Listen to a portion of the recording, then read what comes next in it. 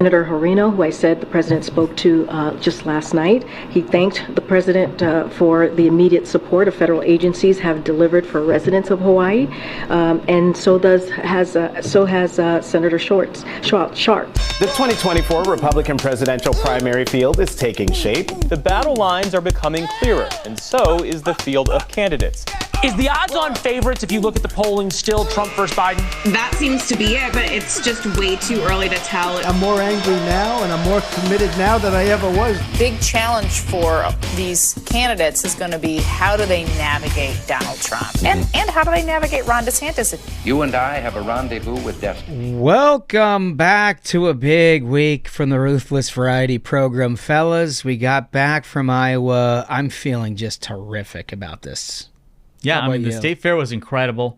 The show, as the folks who were there can attest, was amazing. I mean, the energy at that show was out. Yeah, it was out of control. It was fantastic. Yeah, we all had a blast. Yeah, I'm feeling pretty good. I'm feeling a lot better than Senator Schartz, whoever that is. So that was the distinguished Karine Jean-Pierre. Yeah, exactly. White House spokesperson, press secretary, who evidently, despite her, should we say, lack of qualifications on almost anything of substance, also does not know the names of at least two prominent United States senators in the Democratic caucus. And also didn't know that Mazie Hirono, also mispronounced that name, is a woman. It's just wild. I mean, you would think that you'd look it up. With everything going on in Hawaii, you would at least like brush up on what's happening in the state. You guys probably also saw Joe Biden was asked when he was on his beach vacation in Delaware, what does he think about this horrible situation in Maui? And he's like, no comment. Yeah, that's no comment. I'm on the beach. They don't care about people. I mean, it's evident at this point. All the things that they've been saying about, vote for empathy on election day. Like, the guy was checking his watch. Mm-hmm. When you have U.S. service people who got killed on his watch being brought back to the U.S., he has no time for it. He has no patience or no interest in it. This beach isn't on fire, Jack. I'll just call up Senator Schultz. Shartz. Shartz? Shartz. Shartz's pants. Yeah, essentially. Old Shartz's pants. Well, I couldn't, literally, I've fallen out of trying to just be like, this is crazy, because almost everything is crazy. Mm-hmm. But the idea that you have a White House press secretary who doesn't know the names of senators in their own party at all. Mm-hmm. Evidently, I mean, judging by that, it doesn't seem like she's ever heard their names before. I mean, there's only 50, and 30 of them have been there for 20 years, I mean, how do you not know? I get for those of you at home who are like, I don't know their names either. Well, you don't need to because it's not your job. Yeah. It's hers. 100%. She's the one with the job. You have to know that. Right. Oh, my God. So Senator Schartz is very upset, I'm sure. Well, so is the president, who doesn't even want to comment on it. One of the things we talked about a couple weeks ago is the fact that Hawaii did not even become a state until Joe Biden was almost done with high school. So it's quite possible he's forgotten it's part of the union. That is a talking point right there, as they say. Wow. So we have a couple of things to recap over Iowa before we get into the news of the day. But also, I wanted to highlight this. Did you look at this sharp-looking cap that we've got here in inventory? Absolutely beautiful. Yeah. So it's a golf hat, obviously, with the Ruthless deal on the side. Yeah. And I'm told, we just got a limited number of these sent to us by a supplier, but they are, selling like hotcakes. Yeah. So if you haven't seen them, you got to get up on the website and check those things out because they will be gone probably by the end of this episode. Yeah, I road tested one in Iowa, and I can assure you the fit is delightful. Is it? It really just sort of snugs the head. And I got a big noggin, so I appreciate a hat that fits right. And again, for the folks on YouTube, you can see how great a hat it is. Mm. So for the folks who have not yet, I would highly recommend subscribing on YouTube so you can see this. And like Holmes said, we had a limited number. Honestly, Drew mentioned, there's 12 left. Whoever, if they're still there, I would snag it because they're essentially gone. So let me start with the Iowa recap by saying, for those of you who have been to a Ruthless Live event, you've experienced a little bit what we're talking about. High energy, good people, tons of enthusiasm, a lot of good chemistry, and everybody sort of feels like family. This event that we did in Iowa felt to me like it just sort of took that and tripled it. Yeah. Obviously, we had great guests with Governor DeSantis and Governor Reynolds. We had Nikki Haley there. We had Senator Joni Ernst there. We had Jeff Kaufman, who was the GOP chair. But like we sold all these tickets before we announced that those people were coming. So it was a nice chance, I thought, to take inventory on where things are for a Ruthless audience in the state of Iowa. And that's a very important point that you brought up, is that, everyone who had a ticket to that show, we sold every one of those tickets before we even announced our lineup. So they were there to see, the Ruthless show. So it's not like, they astroturfed supporters. So if you announce that, okay, we're going to have a rally with like Governor DeSantis and Haley, then, for sure they're going to send it out to their folks and try to pack the house. So we got, I think, a really good gauge of how the folks in Iowa feel as of this moment. Yeah, we had a lot of good local folks. We also had some folks travel in from as far as California. Yeah, I know. Making a little vacation out of it, going to the fair too, which I also noticed at the fair writ large. There are folks from all over the place coming in because, as I was saying in the airport, the Iowa State Fair is like the Catalina wine mixer of, political events. And so people were there from all over the place. It did feel like there was sort of like a fair-like setting for Republicans almost. It was like really incredible atmosphere. It was a real destination. And like Michael said, we had people from California, but we also had people that weren't too far from Iowa, some from Minnesota. There was a guy from Missouri named Justin, who I know you guys met before. Good Big dude. fan of the show. Unfortunately, I think it was his brother, maybe his brother-in-law, couldn't make it because he had to work at the last minute. But Justin brought me some flies, like fish flies. No kidding. No, that's amazing. Yeah, he brought me like a set of 3 flies that he tied himself. And one of them looked like it's just going to slam small bass, so I cannot wait to get out there and try. And Justin, thank you so much. Dude, what a great gift. God, that's so great. Well, one of the things that we got, in addition to the live show that we did, was a bunch of content on the fairgrounds. And we talked to a bunch of candidates who were in the midst of making their pitch to voters and walking around and eating food and having a good time. One of whom was former Vice President Mike Pence, that we sat down sort of in the middle of the fairgrounds, which I love the setting and the backdrop. For those of you on YouTube, you'll be able to see it. But we're including the interview in this program because we think it's relevant and timely. I mean, it was the setting was something else. It was a great idea they put to have everyone just right there in the middle of it, because I think a lot of folks don't understand the size and scope of this fair. It is massive. It's like a sea of people. There's a lot to see and do. And so when you look behind us, like afterwards, I hop up and I look behind us, it's like, wow, it's like right down the main drag. Yeah. And just tens of thousands of people having a great time. Yeah, I mean, we were with Vice President Pence. We got to see Progrum. We saw Grassley. Incredible stuff. Great content. It's nice to be with folks like out there in the elements rather than just in a sort of sterile studio. You get a little more personality sometimes out of people, and also it's just nice to like get out there and mix it up with voters, and you start to see that some of the prevailing narratives in the media aren't necessarily true. I mean, like a lot of the content that you would see out of the fair or sort of Mike Pence's appearances previously is like, oh, this man shouted down everywhere he goes. Yeah, that was not our experience. That really wasn't our experience. There were some events at the fair in which he answered questions about stuff like January 6th, but dude, by and large, people were super nice to him. Yeah. And like, after he did our interview, like a line of like 50 people lined up to get their picture taken. Yeah, he sat there and signed stuff and took pictures for it's hours. Like 92 degrees. Yeah. You know what I mean? Yeah. And so it's just nice because all this, I say that for our listeners to know when you're reading all these headlines that they have been filtered by the mainstream media and to wanting you to believe a prevailing narrative that they've already sort of started to churn. It's always good to get out there and do your own homework. Yeah, totally. And I think, Ashbrook, to bring you in on this, it felt to me, to the point Michael was making, is there was an awful lot that came out of Iowa in terms of mainstream reporting that looked like it was written on the plane there. And they went and found a whole bunch of quotes that sort of validated that position. And we kind of had a different take on it. I think maybe one of those things is that there was a lot of kind of news-making comments that were made at the Ruthless Live show, and evidently there were reporters, and it was live streamed to everyone, so anybody could see it. Didn't quite fit the narrative, and so there wasn't a bunch of pickup on some of that stuff. Yeah, no, I think your point is well made, and it's one of the reasons we do the show is because we want each of these guests that we're interviewing, each of these people that we talk to have their voice heard through our airwaves to our audience, rather than getting our spin on it, that our own personal political motivations or whatever are driving us to try to trick people into believing. And I think that's one of the real shortcomings in the mainstream media.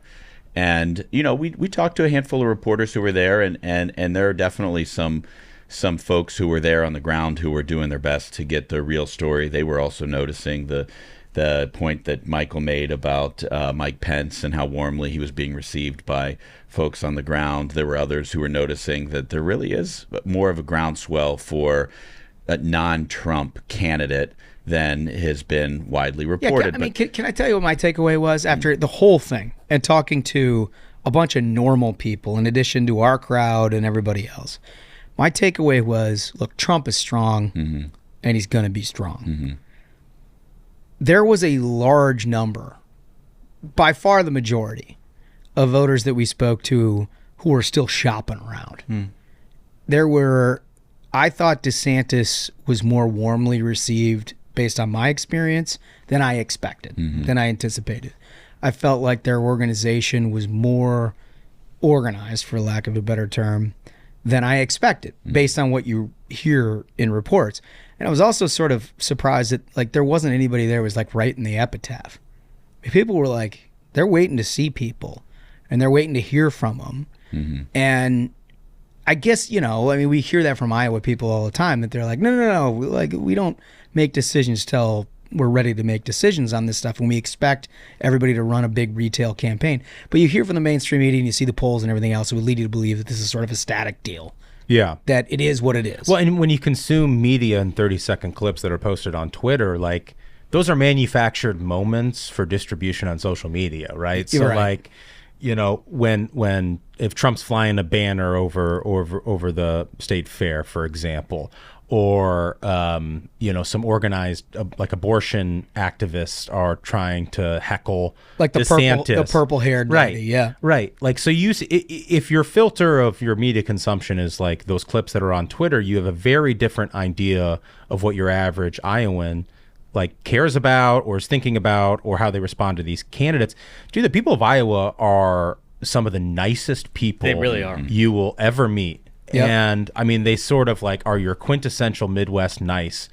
And everyone was really respectful, I felt to all the candidates, even some of the lesser candidates who were just sort of there to mix it up and boost their name ID. You know what I mean? And so, it's just, I feel like the media is really doing a bad job of capturing all of that. At least as it pertains to Iowa. Yeah, but who's not doing a bad job is, Governor Reynolds, who is the absolute That's what I was queen say. of the state. I have right here my Fair Side Chats mug. Oh, nice. A nice gift that she left with us.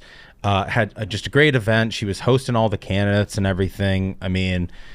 On her game, I've never seen anybody. She walks on water in Iowa. Yeah. And for good reason. She's out there every single day, meeting with folks, listening to people, showing candidates around, telling them what's important about her state.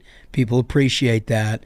She's not, she doesn't make any sort of boasting attempts to tell people what it is that they should do, but she shows people sort of what they need to know by bringing these candidates around. And I think, that was the one constant. The one constant is we love Kim Reynolds. So that it was important for me to know for everyone that she probably got the loudest reaction from the crowd. Yeah.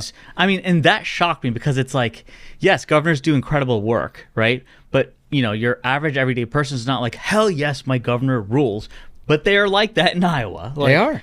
So part of the reason is what got done in the previous term, what she got accomplished across the finish line, whether it's school choice, tax cut, protecting kids, like you name it, everything on the conservative wish list, tort reform, like all of it's she knocked it all out. And so like she deserves to be able to spike that football. Yeah. So she got, that reaction from the crowd, and I was like, I call you conservative Santa Claus.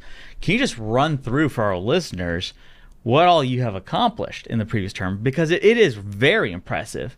And I think that's why she gets, the kind of reaction from the crowd that she does. Along the lines of what you folks were saying earlier of how it seems like there's still a lot of folks in Iowa who are shopping for their candidate. I came up with the exact same takeaway, and it really made me think that, the conventional wisdom, and I'm sure what President Trump is hearing from his team is, you're up big, don't rock the boat, just go with it.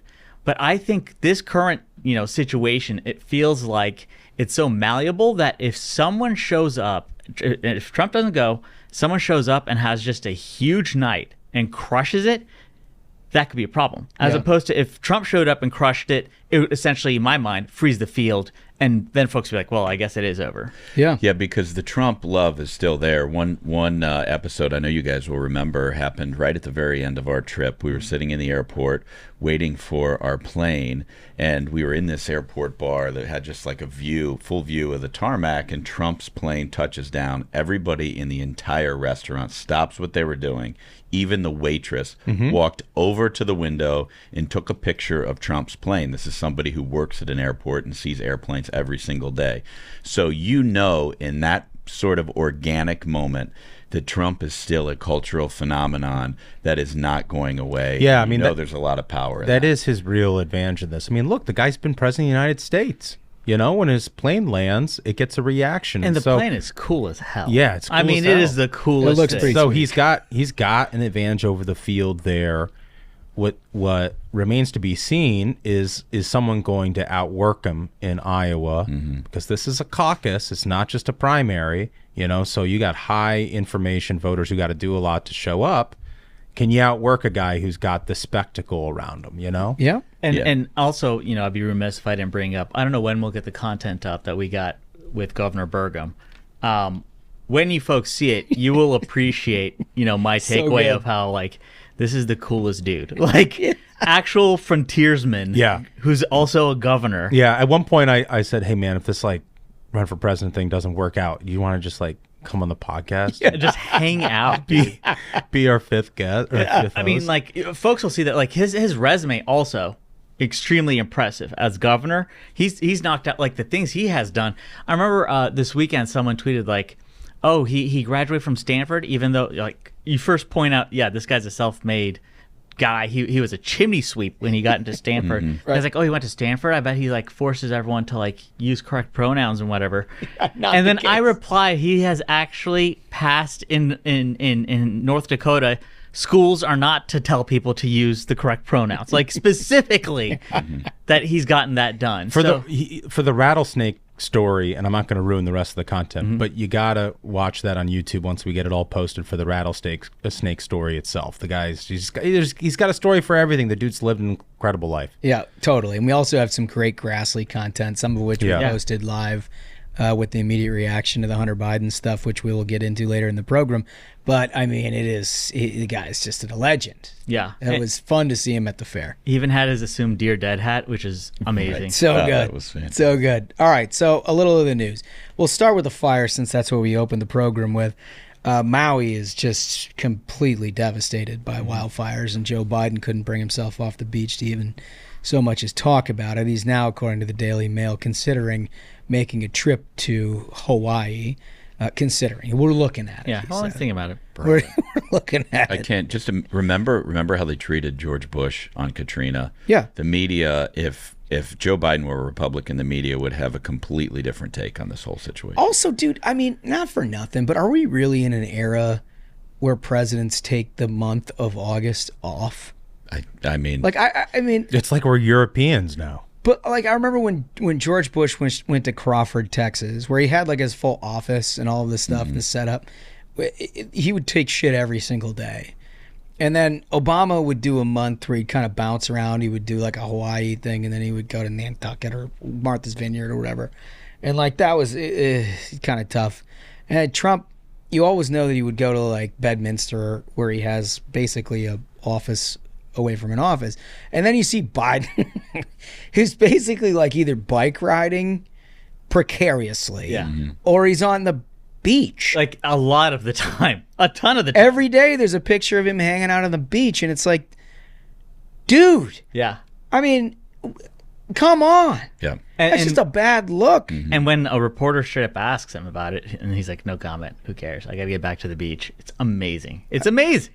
That, like, you have the images, folks, if you haven't seen them yet, it is insane. It is like, you'd think this is a war-torn site that's been bombed. It's that devastated. Yeah, I mean, more than 2,000 properties have been completely destroyed, and the damage is already an estimated $6 billion. Good dollars.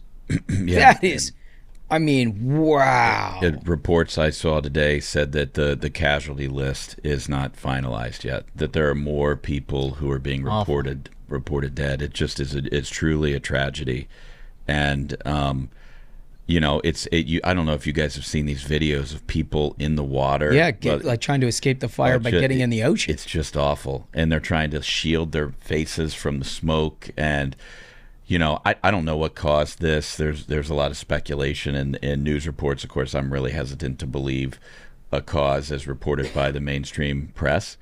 But whatever did cause this, it sure created a hell of a lot of heartache for an awful lot of people. Totally. The kind of thing that you sort of used to rely on your governments to take care of. Exactly. But anyway, not the case there. But in more economic news, total household debt, a topic that you talk about a lot, Smug, has hit a record high of $17 trillion. That's according to Unusual Whales on Twitter. Yeah, they're citing a lot of credit and Fed data that's out there. You can, folks, you can go to Fred.org. It's actually where you get a ton of economic data the government releases, and I mean it's a catastrophic situation of what's going on right now. What I am also looking at beyond just credit card debt is auto loans and the debt that's been built up in that area, and we're now hitting the highest percentage of delinquencies on car payments since 2008, which, you know, that for folks who remember, it seems like that was a tough time. So, yeah. I mean, this whole lie that the administration is pushing about, like, okay, Bidenomics, you know, things are great. We've got a recovery underway. You know, we beat inflation like that's in the past or something. And meanwhile, you're seeing the American families are really hurting in very dire situation, barely keeping their heads above water. And this administration is just telling them, oh, yeah. You want my conspiracy on this? Yeah, absolutely. My conspiracy on this is that this administration, post-November 22, when they knew they were going to deal with that Republican House of Representatives, based their entire strategy on blaming a House Republican majority for not passing a debt ceiling. And they had set their entire political calendar and their entire policy calendar in terms of what they're communicating to that point. And so as soon as that did not happen and they didn't have somebody to blame, they just like turned around and was like, well, everything's good. Yeah. And like they didn't lead us anyone to the point where you're like, well, what changed? Exactly. They just all of a sudden came out with Bidenomics and like, oh, Bidenomics. Well, everything's great, Bidenomics.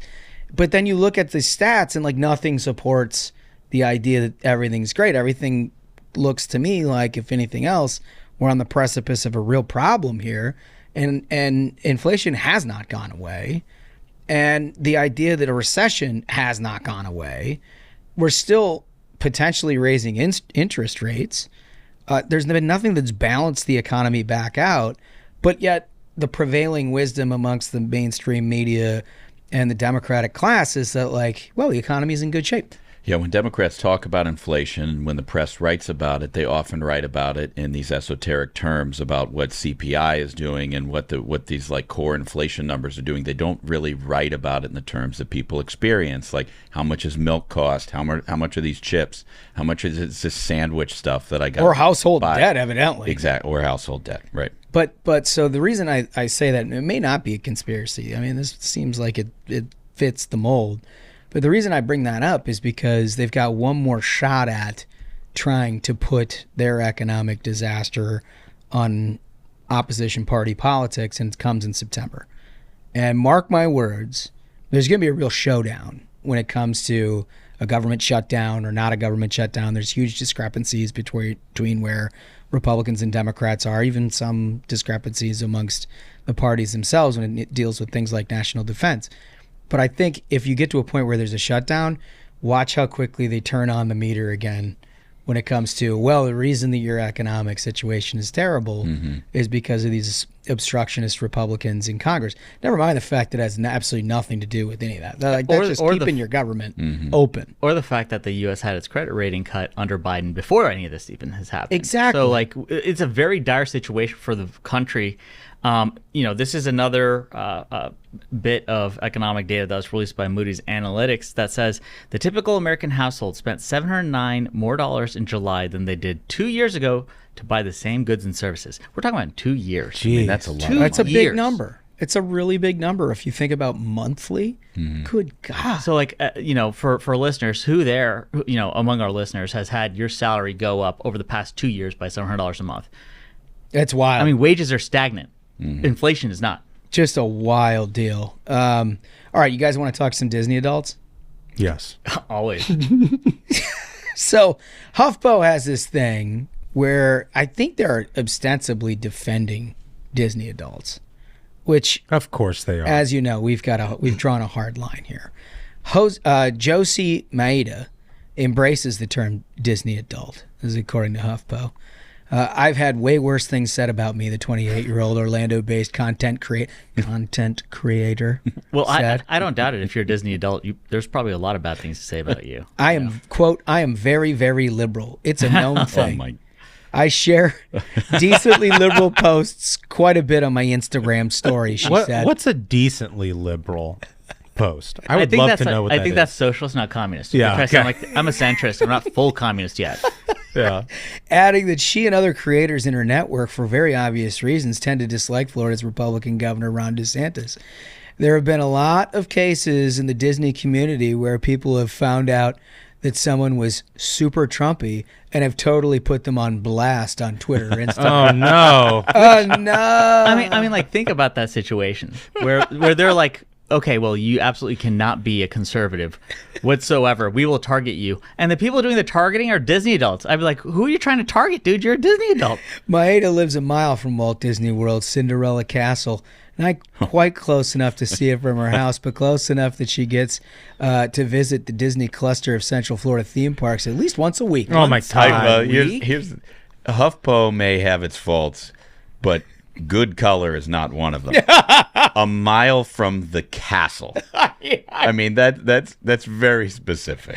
The culture wars are especially fraught for the Disney adults whose fandom thrives on the notion of escapism and fantasy. Hey, well, that's one way to put it, right? This is what the fans call Disney bubble, the idea that reality stops at the park gates or by scrolling deep enough into a Reddit thread.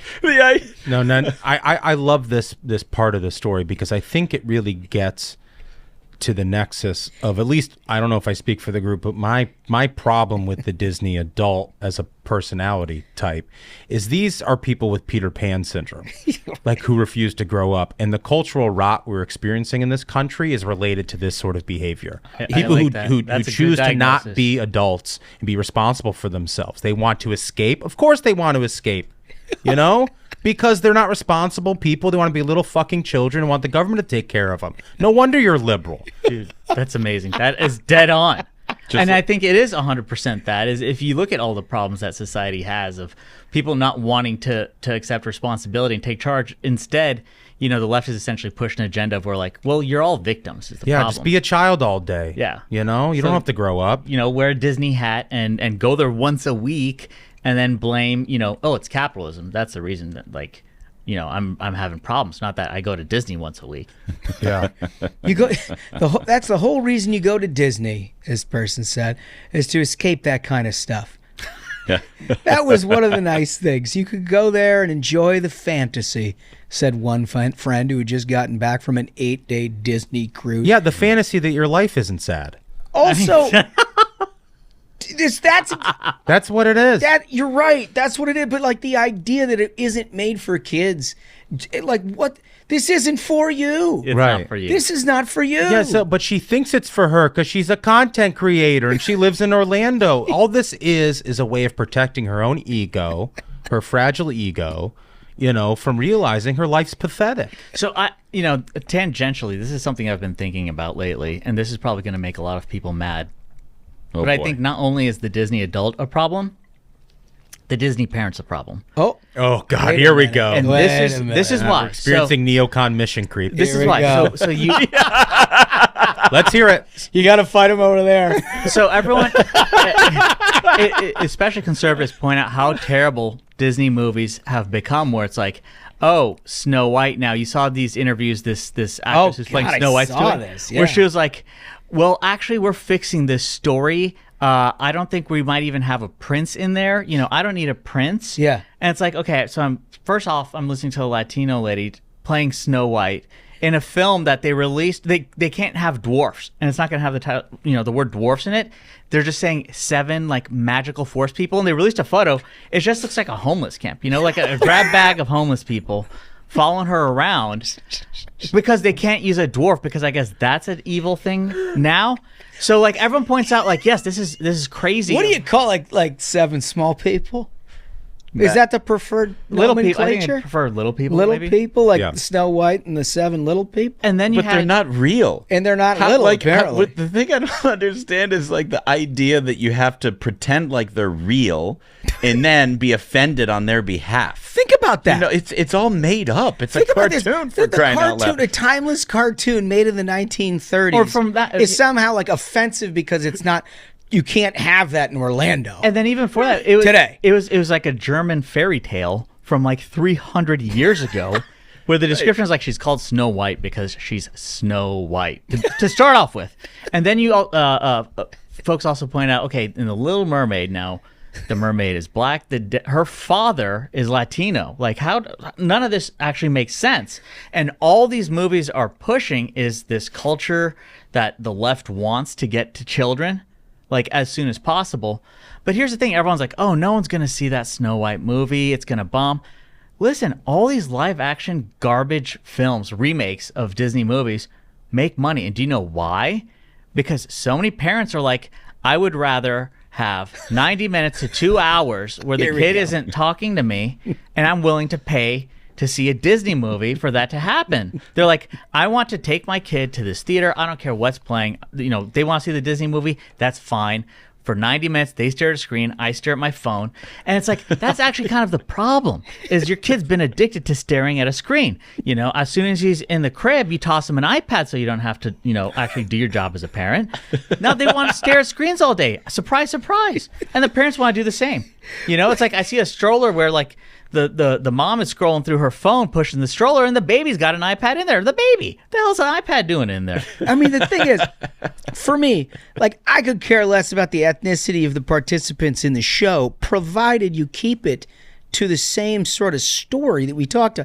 The idea, this woman, I don't know if for you that have not seen the interview this woman gave. It was unreal. It's truly stunning. She talks like, oh, we all agree on this, that like, the story is about a prince who's stalking a princess, and we don't do that in this kind of day, so we'll probably do away with the prince. And it's like, no, Snow White's a girl boss now. And that's exactly. You can't just make a new movie. But a slipper's going to be like. But I think that's critical. Is there's a very specific reason why they're going and trying to take these stories and then put the left wing spin on it, because number one, they know no one would see their stupid ass movie if they came up with their own idea and it was like, hey, this is about a left wing princess and her adventures and saying that she doesn't need a prince. That's right. No one's going to see that. Right. So they got a piggyback on an existing IP. And then number two, destruction is like their MO. Mm-hmm. They want to culturally destroy everything. Yeah, but they are capable of telling stories that you didn't get 100 years ago that are original stories. Like think about like Moana. Moana's like a great Disney movie, and it's got a great message for young girls.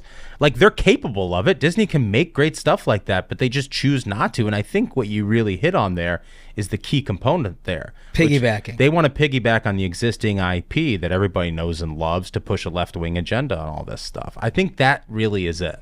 It's just a bizarre set of circumstances, Super bizarre. right? Because, like, can you imagine getting the pitch in, like, a normal world where you're like, hey, all right, Cinderella, no dwarfs. The prince, we can't have that. Yeah. The glass slipper, like, what are those going to be, flip-flops? You know what I mean? Like legitimately. What are they going to, are they, on Lady and the Tramp, are they going to have two people who identify as dogs?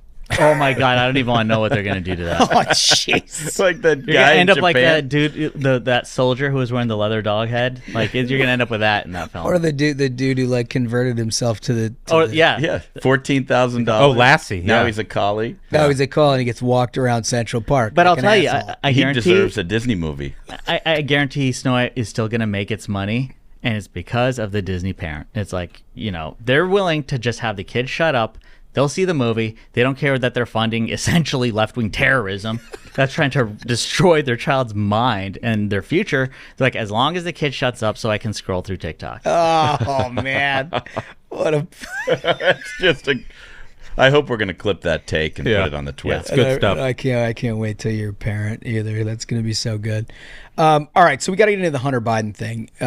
So interestingly, while we were in Iowa and we were laying down some content with Chuck Grassley, we were awoke with the broken news of Merrick Garland appointing a special counsel in the investigation of Hunter Biden, and by extension, Joe Biden and the Bidens, which is something that Republicans had called for a long time ago, far before it was known that the prosecutor on the case was this guy Weiss, who had since entered a plea agreement that a judge rejected because it was just so patently ridiculous. It was exempting Hunter Biden from crimes that may or may not have yet committed. Mm-hmm. You know what I mean? Like, it's just completely absurd. Yeah, I would love to get a speeding ticket and then get amnesty for all speeding, money laundering, and everything else I want to do. Right. So what happened, the news of this, according to Politico, Attorney General Merrick Garland granted special counsel status to David Weiss. The federal prosecutor has been investigating Hunter Biden for 5 years. The move, announced Friday, gives Weiss broader leeway to investigate and bring charges. Let me stop there. Yep, please do. We were told reliably by the Attorney General himself that there was no box that Weiss was in. Mm-hmm. Because it was asked. The question was asked, and the IRS whistleblowers testified before the House Oversight Committee that they were not allowed to pursue certain things that had become evident to them. Mm-hmm. Different pieces of tax evasion, yada, yada, yada.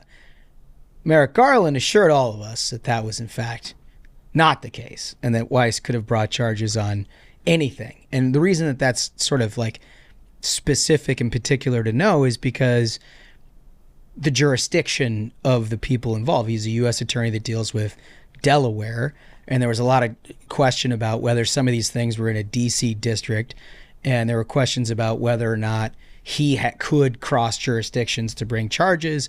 Merrick Garland told us he could have done whatever he wanted. Now they're saying, good news, he can do whatever he wants. Turns out that was a lie. So, I mean, but there's no way, I haven't seen anybody talk about that particular piece of it. I mean, a lot of people have talked about how Republicans seem to have a problem with Weiss for obvious reasons. Democrats are hemming and hawing about an opening investigation, but nobody's talked about the fact that Merrick Garland has already said that Weiss could do what he is now authorizing him to do. Well, and Jamie Comer was against the appointment of a special counsel in this case because I think of fears it might end up obstructing some of the oversight in the House. And I mean, they've done such incredible work with these whistleblowers and everything like that. I think it's a well-founded concern that this guy Weiss, who again, said he had his hands tied on looking at things outside the jurisdiction of Delaware, might not be the guy up for the job. But back to your original point there, Holmes, which I think is a really great one that's kind of slipped under the radar here. If Merrick Garland, months ago, could say confidently that David Weiss could already do all of the things of a special counsel, then why is this even necessary? Yep. Right. And if it is necessary, then that means that there were some constraints put on him to not be able to do his job. And if that is the case, then Merrick Garland should lose his job. Right. The acknowledgement that we need a special counsel, if you already said tacitly this man is basically a special counsel, is proof you didn't do your fucking job. Right. As the head of the DOJ. One other thing I find very interesting about this whole appointment is the timing. It comes on the heels of the latest revelation based on the bank records from foreign governments to Hunter Biden associates to Hunter Biden.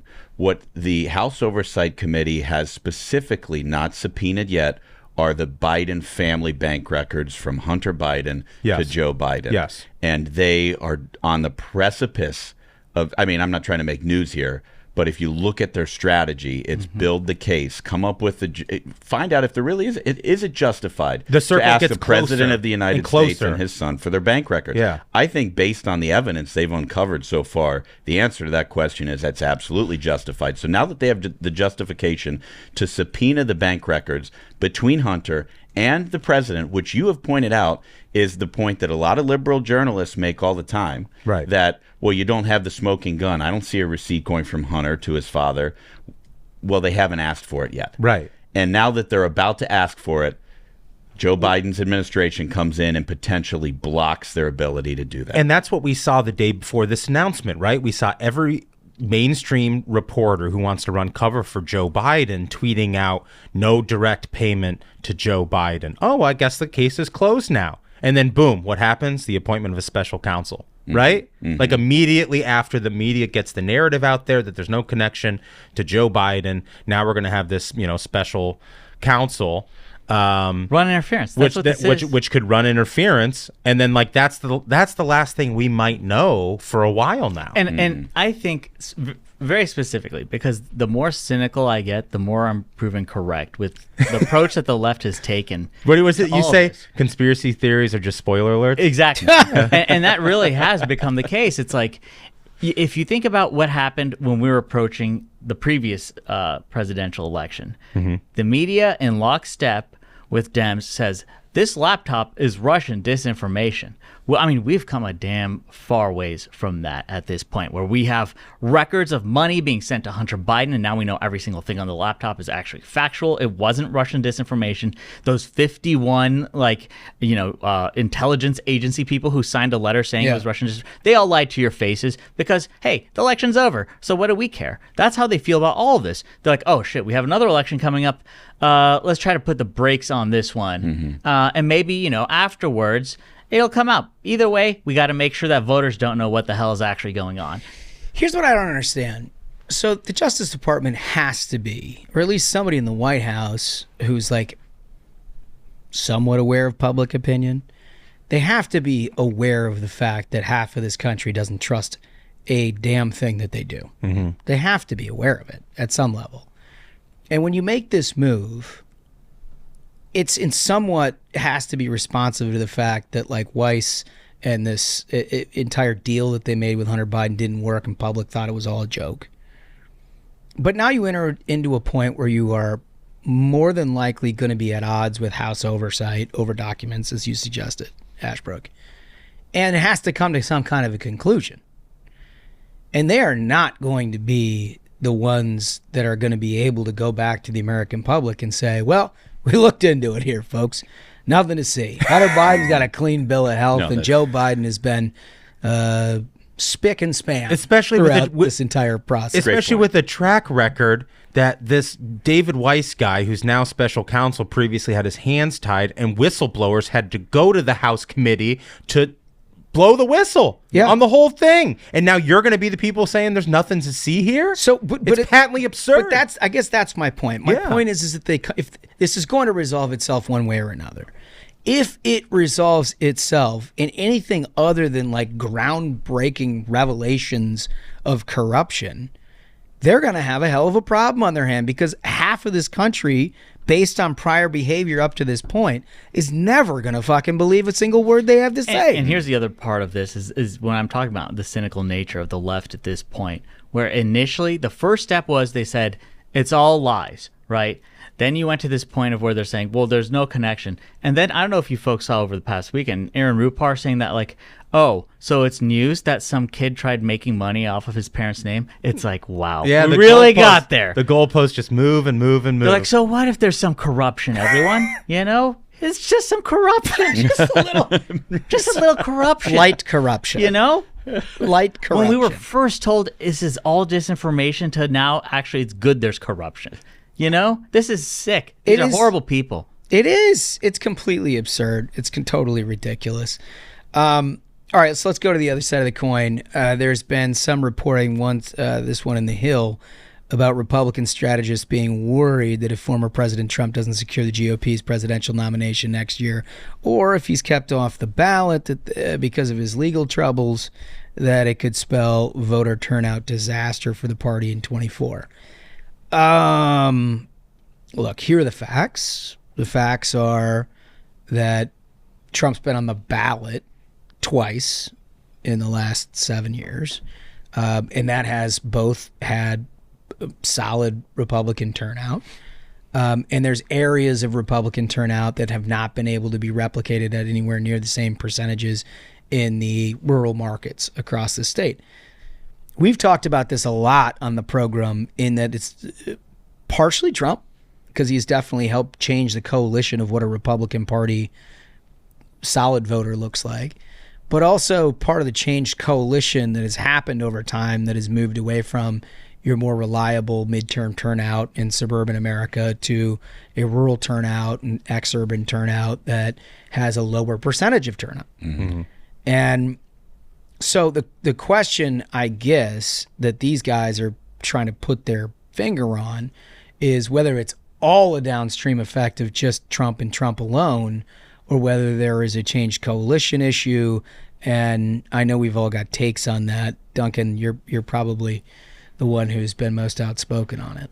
Yeah, I mean, look, Donald Trump has put together a wholly different coalition.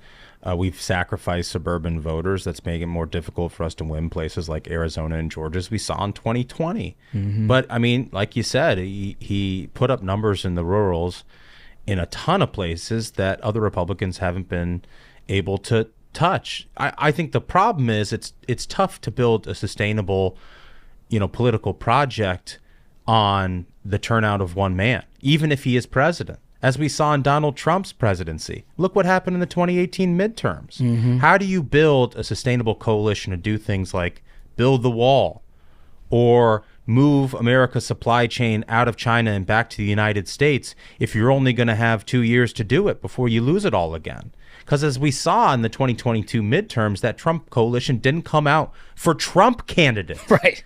For Trump candidates. Well, and that's the thing that I think is missing here in the analysis overall, is Trump himself is a very different entity than Trumpism, which they've tried to extrapolate out to a whole bunch of candidates who have aligned themselves with Trump and America First. It just hasn't worked.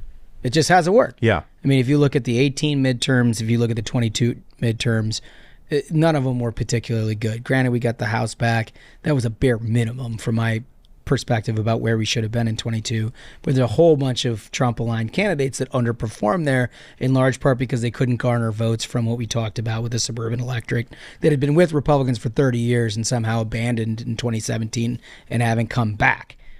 Whether Trump can offset that himself, he's done it. He did it in 2016. He came up short, frankly, in 2020. And I don't know whether it's Trump himself that is driving that, or if it's a Republican Party that's a changed coalition that has different turnout models. Yeah, but here's the problem with the changed party coalition is, I look at a place like Pennsylvania in 2022. The working theory of the case is, Oz has been on television.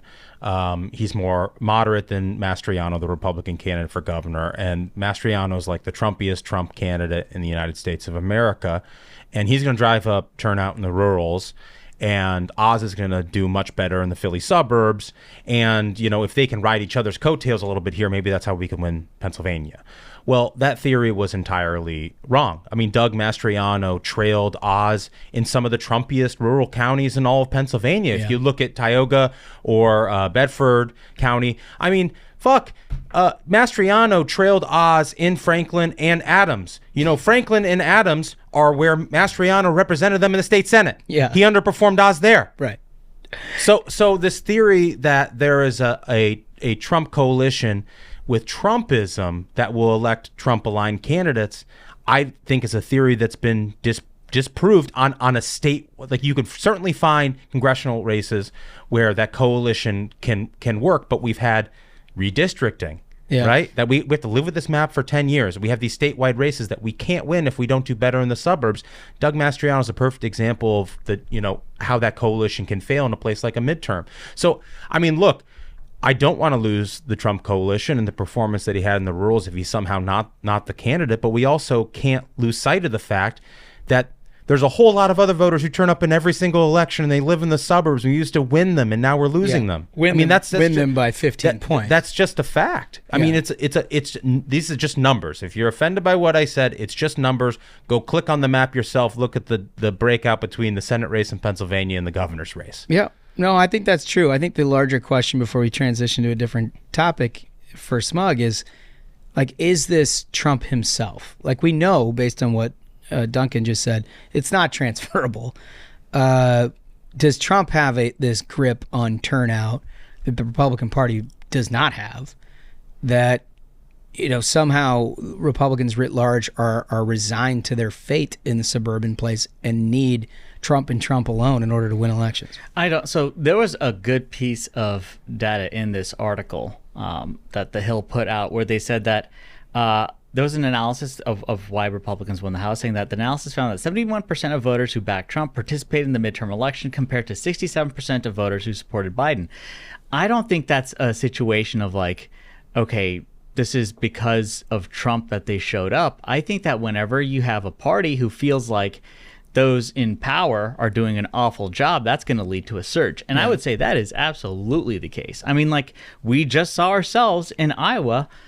People are pretty pissed off over how bad things have gone under Joe Biden, and they are going to show up on election day to make sure that they're heard. I think it doesn't matter who is on the ticket at this point. Republicans have seen how terrible conditions have gotten in this country, and they're going to show up. Yeah, and I do think that there's an awful lot that resides in that coalition in between your center left and center right that ultimately makes the difference between winning and losing. So we'll have to see. Want some animal news? Always. We talked last week about how Hank had been transported to Colorado. Yeah. Guess where they have a bear problem? Wait, you're kidding. No. This is according to SAC-B. Bear bursts into home, injures 82-year-old woman inside, Colorado officials say. A young bear burst into a Colorado home and injured an 82-year-old woman, Colorado officials said. The encounter took place shortly after midnight. After midnight, Jesus. How about being awoken to that? On August 11th, a community near Trinidad State Parks, the wildlife official said in a news release. The woman who was awakened by a crashing sound and her dog growling discovered a cinnamon-colored black bear weighing about 100 pounds. So it was a tiny little sucker. Yeah. And what we know about black bears is that they are they're dangerous, not as dangerous as a brown bear. So for a black bear to be breaking into some woman's house in the middle of the night, I mean, that's another level. They must be under They have some marching orders. This is wild. It says here, they said that, okay, it's a 100-pound bear, but it leaped at her. Like, the first response, like, this is a hit. It was a cub or a yearling, and they said, and the woman had to push the bear off her and close the door, suffering scratches to her legs. The bear scrambled frantically around the room, then climbed onto some shelves and escaped by smashing through a screen window.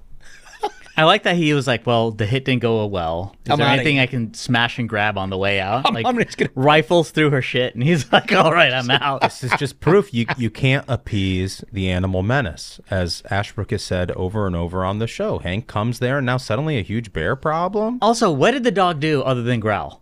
Like, come on, worthless dog. Let's go, dog. Like, he should have done, like, intercept the jumping bear. Maybe he was in on it. I mean, like, what a cowardly dog. They paid off Hank. Benedict Arnold of dogs. If I had to guess, can I make another guess? This is probably going to make a lot of people mad, too. Here we go. Yes. It says this is an 82-year-old woman. I can tell you what the dog was. It was one of those hideous little 10-pound, those like white fur dogs that their eyes are always dirty. Their mouths are always dirty because the old person caring for them can't care for themselves, let alone for a dog. And it weighs about 7 pounds, and all it does is bark at everything and look hideous. That's so mean. It's got matted hair, just barks at shit. Right? Canine companionship is great for older Americans. It's like a little Scotty. Yeah, Isn't that what they are? I don't think it's not Scottish Terrier. It's like an unknown blend of horrible attributes with dirty eyes. Right? It's just they have they don't clean the thing. It's a filthy animal. It looks like shit. Good for nothing, as we see right here. I guarantee it was one of those shitty dogs. Well, it happens to be the second bear attack in the Trinidad area in 2 weeks, but officials do not believe that the incidents are related.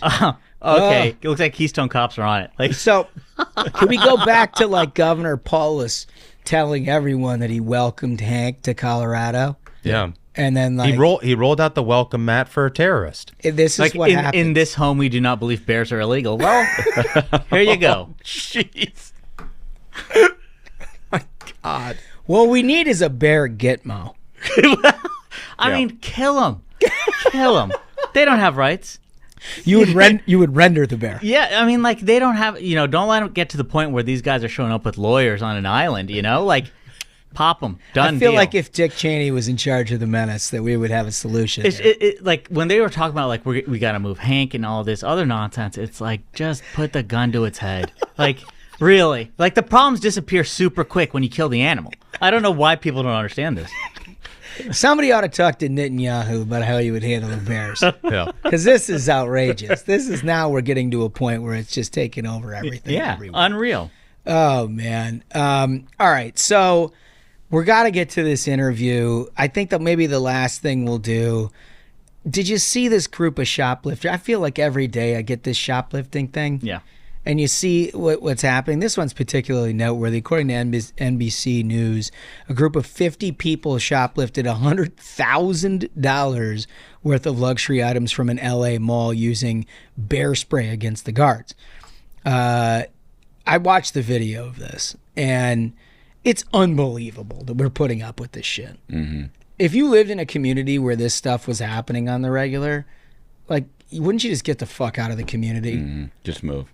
I mean, there's only so much of the population that can go in and afford goods and services like this. No, I hope the people don't move. Because, this, it says from an LA mall, right? Yeah. So I don't want this person to move to a red state that they're like, well, this place is safe. Time to vote for the crazy shit that got me to where things were in LA. Stay there. This is what you get. I hope it gets worse. I hope it gets worse. Don't let them into a red state. They bum rushed it to a point where there was if they had 50 people or whatever, they just went and grabbed, smash and grabbed all this stuff and were just dragging tables of stuff out. I mean, the pattern here is so clear. It's, the Democrat Party essentially is trying to legalize crime. Kamala herself gave to a bail fund that let out people who went on to commit rapes and murders. And this is all a factor of you see this left-wing dark money billionaires funding DAs who essentially legalize crime, right? They'll show up and they'll be like, well, if it's larceny and no one was murdered, I'm not going to try the case. And LA had a mayor's election not too long back where one person was running on a law and order platform. Karen Bass, former congresswoman, was basically running as a status quo.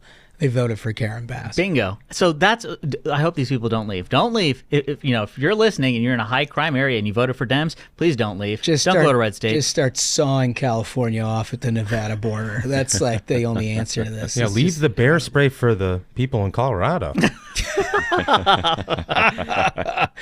All right, so let's get to our interview with former Vice President Mike Pence. This episode is fueled by the American Petroleum Institute. No matter your politics, no matter the debate, one thing is certain. America runs on affordable, reliable energy. America's policies must recognize that Americans benefit from making, moving, and improving the energy right here in America.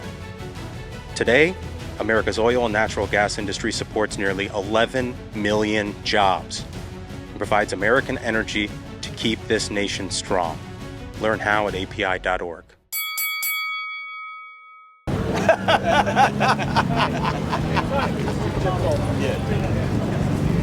Gentlemen! Oh, look at what we have here. Mr. Vice President, how are you, sir? Good to see you, man. Always good to see you. Great to be back. And I come bearing gifts. Uh-oh. Oh, no. What do we have? Oh, duels. Well, I told you Friday night is pizza and O'Doul's at my house. So I know you got to wait till you're off the air. Yeah, that's exactly right. Open these. You but, can't, We don't want this interview to go off the rails. You want to keep it real safe. It would be far too. Is that all right? Huh? Incredible. Huh? Yeah, it's an ice cold O'Doul's. You think it's okay to open one? Huh? I think it's okay. It doesn't bring open container. I'm going to have one. Thank you for that. I love it. I love it. Oh, man. So you just having a blast here at the fair? You know, we are. This is home court advantage for me. Yeah. I mean, it feels like you're home, kind of the Midwest. This is your territory. It is. Look, I grew up with a cornfield in my backyard, and you know, going to the 4-H fair in my home county was the high point of the summer. And but I have to tell you, my first time coming to the Iowa State Fair was in 2016. Oh yeah. And I got to see the butter cow. I walked around with then Governor Terry Branstad, so nobody even knew I was there because he's a rock star here. But I got to tell you, this is really the best of America. It's just coming really out. is, isn't it? I mean, celebrating agriculture, but food, fellowship, and people have been. Almost everybody's been incredibly welcoming. Yeah, there's a little bit of politics going on. Oh, that's right? all right. You may have seen a few competitors walking around here, yeah, too. I may have. They might have too. Yeah, exactly. You give a little, like a little trip on the back of the shoe when you see somebody walking by? No, I'll be honest with you. I got a lot of respect for anybody that steps up. Yeah. For the highest office in the land. And the men and women in this field, I'm looking forward to seeing them in Milwaukee. Yeah, that's right, as we are too. So I got to ask you, first of all, the last time you were on our show, people were like, man, I can't believe Mike Pence is actually that funny. And like for those of you who've well, compared to you guys, it's a pretty low bar. Fair enough. So, but for those of us who've known you for a while, we know you have a great sense of humor. And then I saw when you sent out a tweet, I guess last week, about wondering whether or not Donald Trump had the courage to show up to the debate. I was like, there it is. Yeah. There's the humor. Well, I'll tell you, I mean, look, it's one of the great things about a campaign for president in a place like Iowa, to no less extent in New Hampshire, is people get to know you. Yeah. And, you know, Karen and I, we were literally on a Saturday morning last week in a barn in New Hampshire, and the opportunity for them to get to know us, who we really are. Look, I take the job seriously, but I try not to take myself in the job too seriously. Yeah. And I hope that's coming through. Well, I think it is, because I think you also said last week that you're well known, but people don't know you well. Yeah. And that actually rang true with me, somebody who's been around you for 10 years, who knows you well, but people know sort of the vice president, Mike Pence. Now they're getting a chance to see Mike Pence. Yeah. I got to tell you, my favorite retweet, though, I saw there was some article, it was a satire that said Pence runs screaming from a rally when only one woman showed up. And I had to retweet it and say, okay, that one made me laugh. Right? Yeah, I mean, come on. You got to have a sense of humor about this kind of thing, right? Well, you do. I mean, look, it's a real serious time in the country, but, you know, I think the chance for people to get to know us, get to know that, you know, we love this country. And frankly, I was on the seacoast in New Hampshire not long ago. We had a little luncheon, you know, and had some lobster. It was really great. About 10 or 15 people, and at the end of it, a guy walked up to me when we walked outside, and he said, "Is this work for you? Because it seems like you're having a pretty good time." Yeah, right? I said, "This didn't work for me at all." I said, "Look, I love people. I love the American people, and I don't like politics every day, but chance to be out among the American people, well, always encouraging. Listen, so the last time we spoke, you assured our audience that you were going to meet the thresholds and you were going to get to the debate stage. And within 10, 15 days you were there. You're going to be on that debate stage. Because I was on Ruthless. Come on. A man of your word. You guys put me over the top. We will take that, by the way.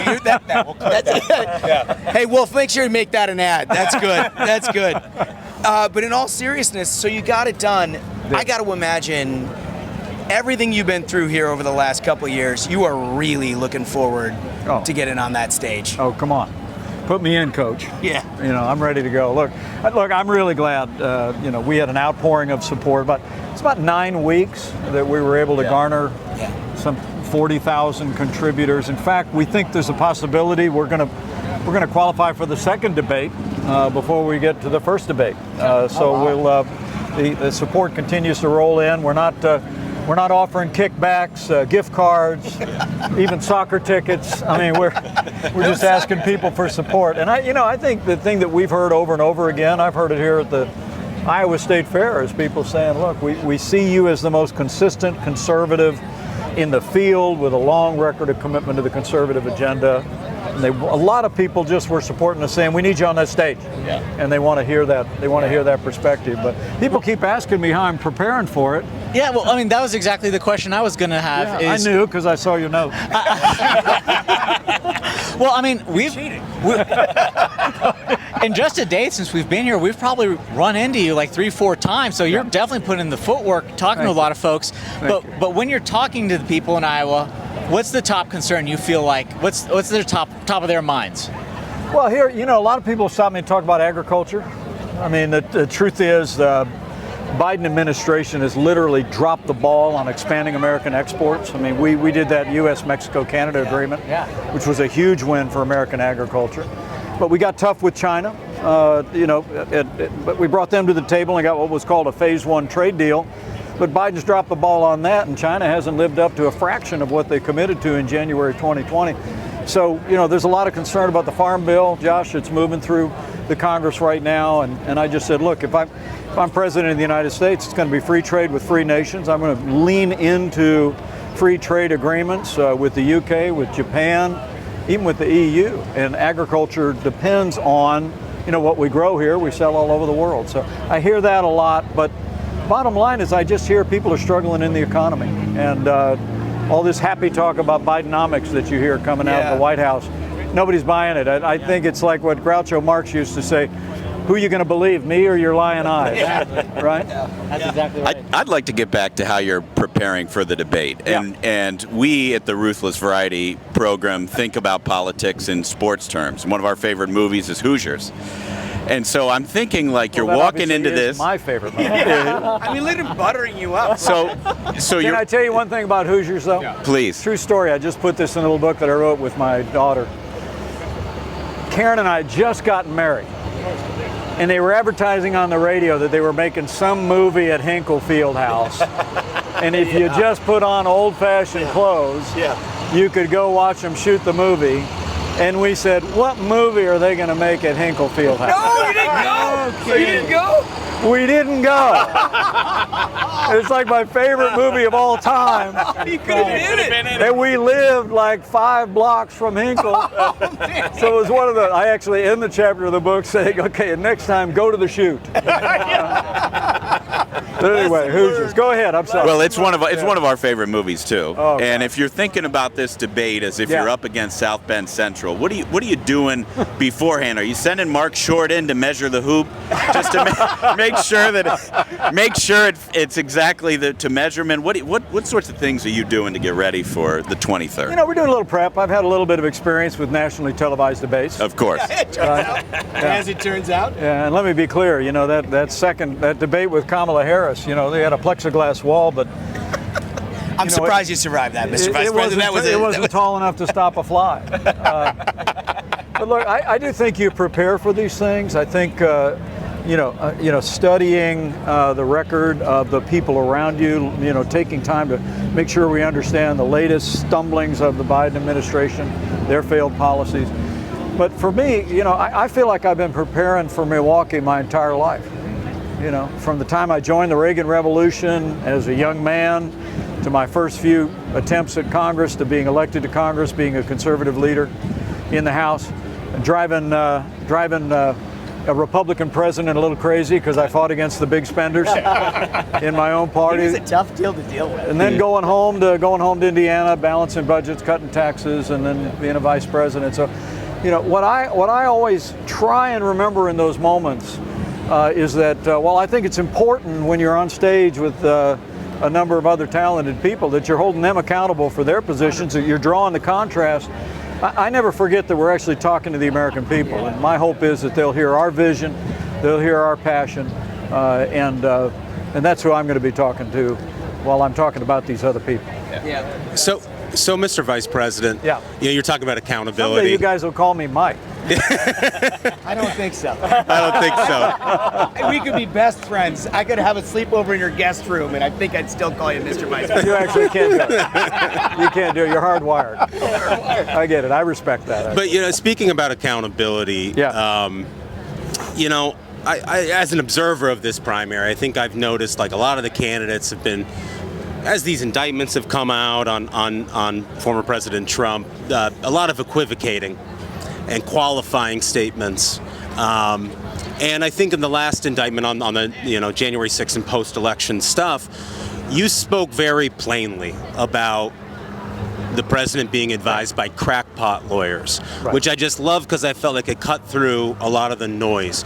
Do you feel like there aren't enough people in this primary that are willing to speak like simple, honest truths? Well, people can be confident I'm going to continue to speak boldly. Yeah. I had no right to overturn the election. And the fact that the former president and many of those same allies and their allies in the media continue to tell many good, decent Americans that I had that right. It's something we're going to take on very directly. Because look, the people of this country love our Constitution. And I think when they hear the story of what the Constitution requires, what my duty was that day, and if they think twice about it, they're going to realize there's almost no idea more un-American than the notion that any one person could decide what electoral college votes to count. The presidency belongs to the American people and the American people alone. And we're going to speak boldly and plainly about that. But also, I want to be clear, elections are about the future. And the differences I have with my former running mate go far beyond that day. And in many ways, he made a promise to the American people, and I think adding me to the ticket may have been part of that he was going to govern as a conservative, and we did. I'm incredibly proud of the record and what our partners in the House and in the Senate made possible in those first 2 years. Now I hear no such promise. I hear backing away from American leadership in the world, unwilling to talk about confronting the national debt with reform, backing away from a commitment to the right to life. So I honestly believe those are the kind of choices and contrasts. So people know that while we continue to have very strong difference on this issue of that tragic day, and I'll make my case to the American people, there's also differences about where we want to take the party and ultimately take the country. So give us a couple of examples in terms of what you've heard out of not only the former president, but Ron DeSantis and others about, failing to observe some of the things that you think need to be addressed, right, and where you would take things in contrast. Well, we're living in a very dangerous time in the world today. I mean, because of the disastrous withdrawal from Afghanistan, because of President Biden's relentless effort to cut military spending. And that, there's a lot of talk about that. Frankly, I think it was Republicans in the Congress that staved that off and held the line. But frankly, we're poised right now for another 1% cut, and what they've added hasn't even kept up with inflation. At a time when China's floating balloons over strategic parts of the United States, they just sent a Russia-China armada across the coast of Alaska. They're buzzing our aircraft in the South China Sea. They're cutting off our ships in the Asia Pacific. And now more than ever, we need to make it clear that we are going to be the leader of the free world. We're going to be the arsenal of democracy. And one of the reasons why when we came in 2016, I said that our job was to rebuild the military. I actually think our challenge today is to build a military fitted to the challenges of the 21st century. We're still the most powerful military in the world, but the trajectory that China is on today could change that, and it could make the world much more dangerous as a result. So I think we build up that military. We continue to stand with our allies, stand up to our enemies. I think the world becomes a much more quiet place when we have a Republican in the White House who knows that. Yeah. Well, last serious question before we get into something that's less serious. How much of your strategy is about, because every election at some point comes down to whether or not they think a candidate can do the job. And people can make their own judgments about different candidates and whether or not they can. Obviously, given the job that you did as vice president, but not only that, as a governor and as a member of leadership in the United States House of Representatives, you can clear that hurdle by anybody's bar. Thank you, John. How much of that goes into what you're trying to communicate to people? Well, we want the American people to know we're ready day one. There it is. Yeah. That because of the experience I had as a vice president, representing our country at home and around the world, on Capitol Hill when we moved that pro-growth agenda, because I was a governor that understands the vital role that states play in the life of our nation, and because I was a rabble-rousing House conservative fighting against runaway spending for 12 years. You were a tough out, by the way. Look, I know. You were a tough deal. I actually was. Look, I know how Congress works. I know how it doesn't work. You know, I don't know everybody in the House Republican majority, but everybody I know is a committee chairman. Yeah. Okay. I know the role of states, and I want the American people to know that I'm going to be ready day one to know what to do, and just as important, know who to do it with to get this country turned around. You know, an administration is not one person. It's the team that you build around you. And I think conveying to people that I know we would be able to assemble a team of principled, experienced conservatives that would do everything from restoring confidence in equal treatment under the law at the Justice Department, driving the political correctness out of the Pentagon. Smug would be good at that. Getting our economy moving again. That might be a good role for Smug. Is that him? The political correctness piece. We'll do it. We'll turn you loose. I think that might be good. We'll turn you loose. So, last thing. Yeah. Last time we saw you today, you were coming out of the back end of the pork tent here, and you've been cooking for hours. Well, I was, yeah. I mean, like you were really working hard. No, I was. No, they wanted it just to be a photo op, and I like to grill. They literally said to me, they said, that's good, you're fine. I said, these are not done. I'm a guy. I can't leave uncooked meat on the grill. It's literally what he did. He came out and he's like, I spent a lot of time in there. You can be confident in the product. Yeah. I'll tell you, it's great though. Really, it's these. You know, honestly, food is such a great part of the state fair. Yes. And I've already had a lemon shake-up. I haven't got my corn dog yet, but I will. That's the table minimum. We do have one more, very quick. Yeah. Because last time you got out of our studio without getting the fourth question, which is thinking about the entire animal kingdom. And on the Ruthless Variety program, we consider ourselves something of an animal fighting podcast. So think of the entire animal kingdom. Yeah. Mano y mano. Yes. What is the biggest animal you could take? The biggest animal. Bare hands. Bare hands. I can take the 800-pound gorilla. Yeah.